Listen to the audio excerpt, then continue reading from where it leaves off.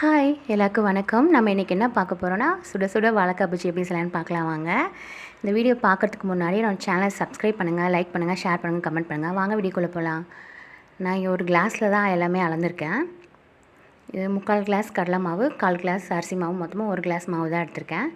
எடுத்துகிட்டு ஒரு பவுலில் போட்டுக்கோங்க. போட்டு நல்லா கலந்து விட்டுக்கோங்க. 2 மாவு ஒன்று சேர கலந்து விட்டுக்கோங்க. இதுக்கு தேவையான அளவு 1 ஸ்பூன் மிளகாய்த்தூள், 1/4 ஸ்பூன் மஞ்சள் தூள், 1/2 ஸ்பூன் இஞ்சி பூண்டு பேஸ்ட்டு, தேவையான அளவு உப்பு சேர்த்துட்டு நல்லா கலந்து விட்டுக்கோங்க.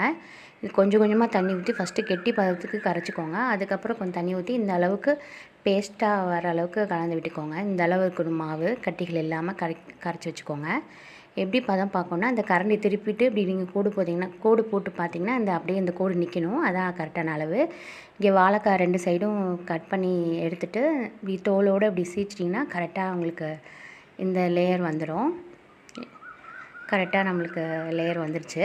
நம்ம இங்கே பேன் வச்சுக்கலாம், ஆயில் ஊற்றிக்கலாம். ஆயில் ஹீட் ஆகட்டும். இங்கே நம்ம மாவில் கடைசியாக பெருங்காயத்தூள் சேர்த்து கலந்து விட்டுக்கிறேன். கொஞ்சமாக ஒரு சின்ன பீஸ் எடுத்து எண்ணெயில் போட்டுக்கிறேன். இந்த அளவுக்கு சூடு இருக்கணும் எண்ணெய்.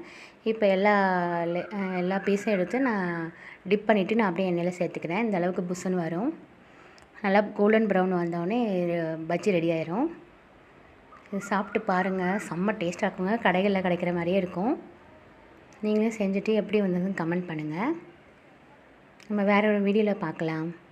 பாய்.